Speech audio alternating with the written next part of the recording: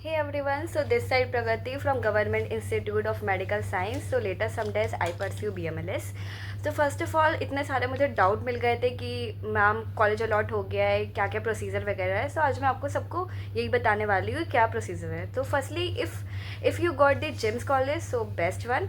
सो अब हम ये करते हैं कि काउंसलिंग प्रोसीजर क्या रहने वाला है. तो बेसिकली आपको कुछ चीज़ें रखनी पड़ेगी. अगर आपको जिम्स मिला है तो आपको प्रॉपर डॉक्यूमेंट्स के साथ ही आना पड़ेगा, नहीं तो बहुत सारी प्रॉब्लम्स आ सकती हैं इनरोलमेंट करवाने में.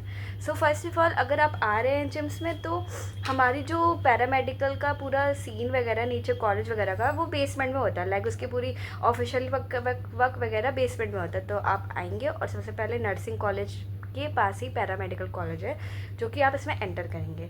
सो आपको बेसिकली वहाँ पर टीचर्स वगैरह रहेंगे, आप उनसे सारे डाउट्स पूछ सकते हो. और आप जब इसमें एंटर करते हो तो सारे बैचलर्स की पोस्टिंग्स लगी रहती है, तो आप उनसे भी कंसल्ट कर सकते हो.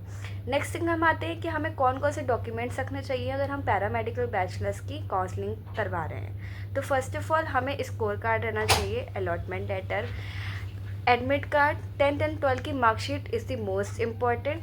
गैप सर्टिफिकेट लाइक अगर आपने गैप सर्टिफिकेट लाइक नहीं भी है तो आपको वो हॉस्पिटल से मिल जाएगा कॉलेज के थ्रू. तो गैप सर्टिफिकेट रख लेना, अगर नहीं है तो it's okay.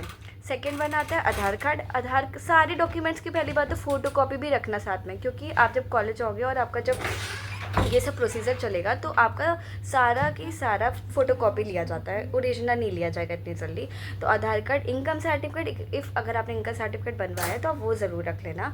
After that caste certificate, resident जहाँ के रहने वाले हो, लाइक जन्म पत्री जो बोलते हैं बेसिकली.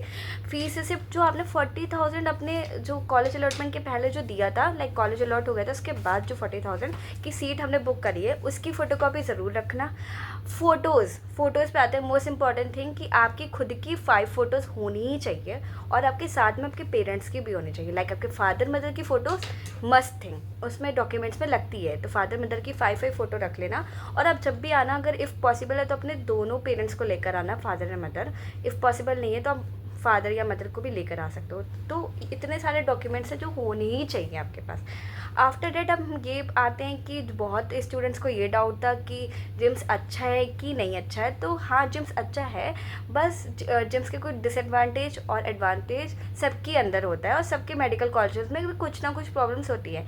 लाइक जो जिम्स है वो इस्टेब्लिश हुआ था 2019 में. बेसिकली जिम्स की कुछ भी डिसएडवांटेज भी होते हैं और एडवांटेजेस भी होते हैं. तो फर्स्टली हम आते हैं एडवांटेजेस में. तो बेसिकली जिम्स में 2019 में इस्टेब्लिश हुआ था, जो कि आपको पता है. तो यार ये न्यू कॉलेज है, तो अगर न्यू कॉलेज होता तो इसमें सेटअप बिल्डअप होने में टाइम लगता है. लाइक डॉक्टर्स वगैरह सब प्रॉपर है. बट जब हम आए थे तो हमारा फर्स्ट बैच था. तो जब हमारा फर्स्ट बैच था तो चीज़ें लाइक सही नहीं थी. बट जब हम सेकेंड सेमेस्टर में आए तो हमारे प्रॉपर फैसिलिटीज़ वगैरह सब कुछ प्रोवाइड हुई थी. सो अगर जब आप लोग आ रहे हो तो अब आप हमारे सेकेंड बैच हो गए तो आपको चीज़ें क्लासेस वगैरह रेगुलर मिलती है. अगर रही बात बीएमएलएस वालों की, तो बीएमएलएस में कुछ सब्जेक्ट इजी है लाइक ईवीएस वगैरह, ये आप हमेशा से पढ़ते आ रहे हो. और इसमें नॉर्मल सा सिलेबस दिया हुआ है कि लाइक हमारे इन्वायरमेंट में जो सारी चीज़ें हो रही है वो आप लोगों को पता होनी चाहिए. तो बेसिकली इन सब की क्लासेस हो सकती है कि इरेगुलर हो, बट बाकी जैसे मेडिकल लॉ एंड एथिक्स आ रहा है फर्स्ट सेमेस्टर में, नर्सिंग के 1-2 चैप्टर्स हैं, सब्जेक्ट है, तो वो सारी प्रॉपर क्लासेस होंगी. तो इस बात से आप टेंशन फ्री रहो कि क्लासेस नहीं होगी वगैरह वगैरह. बट हाँ, ये है कि बीएमएलएस वालों का फर्स्ट सेमेस्टर ईजी है. सेकेंड सेमेस्टर से आपका प्रॉपर लैब्स के सब्जेक्ट्स होंगे जो हमारे बेसिक्स हैं. ठीक है.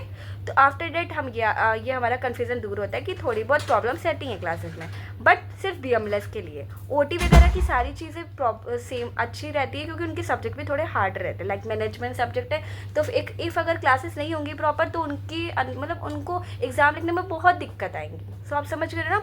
बीएमएलएस आरआईटी में पहले से ही आपको एनाटॉमी और फिजियो देते हैं, जो कि दोनों both are very difficult subject and मतलब उसको समझने में भी बहुत देर लगती है. तो टीचर्स को समझाने में भी देर लगेगी, ऑफ कोर्स सी बात है. तो इसमें भी क्लासेस अच्छे से होती है. लाइक हमारे प्रोफेसर भी समटाइम्स लेते हैं, डॉक्टर्स आते हैं, वो अच्छे से हमारा ये क्लासेस वगैरह लेते हैं. जैसे अब हम सेकेंड सेमेस्टर में है तो हमारे एनाटमी फिजियोलॉजी, तो हम चाहते हैं एकेडमिक्स वहाँ पर एमबीबीएस के जो प्रोफेसर्स वगैरह होते हैं वो हमें टीच करते हैं, हमें अच्छे से गाइड करते हैं, तो हमें चीज़ें अच्छे से समझ में आती है. तो इस बात से आप बिल्कुल अच्छे रहो, लाइक नॉर्मलाइज रहो कि क्लासेस वगैरह सब प्रॉपर हो रही है. आफ्टर डेट आप लोगों को बहुत ज़्यादा क्वेरीज थी about hostel.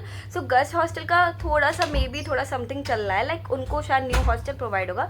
But boys hostel का एज़ यूजुअल जिसमें नर्सिंग वाले रह रहे हैं, लाइक एम ब्लॉक बोलते हैं बॉयज़ हॉस्टल को, वो जीबीयू के अंदर है। लाइक गौतम बुद्ध यूनिवर्सिटी है जिसका हाफ पार्ट जिम्स का है, लाइक जिम्स का एकेडमिक्स पार्ट, लाइक जहाँ पर एमबीबीएस का पूरा चलता है और जहाँ पर पैरामेडिकल बैचलर्स का चलता है वो जीबीयू में है, जो कि उसका जिम्स का हाफ पार्ट है।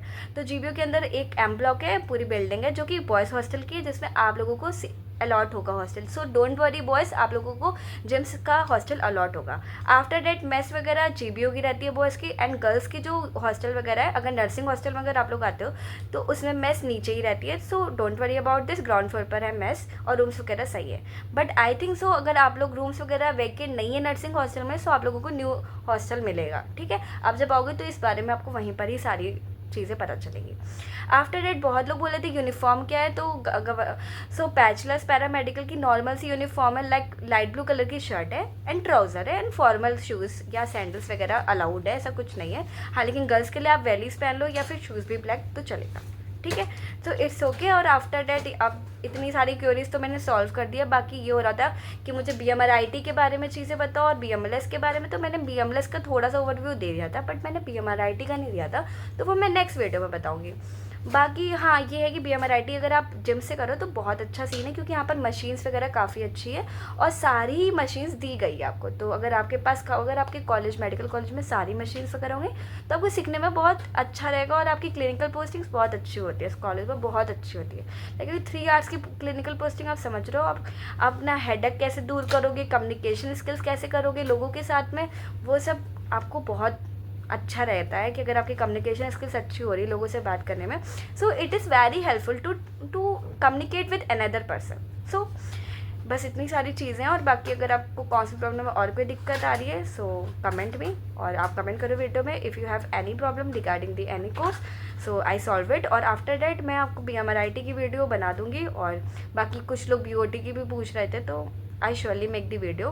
सो आई थिंक कि आप लोगों के थोड़े मोड़े डाउट्स कंप्लीट हो गए होंगे। अगर इफ़ और भी डाउट्स हैं तो you can text me on YouTube. So thank you so much, thank you guys, bye bye, take care, bye bye.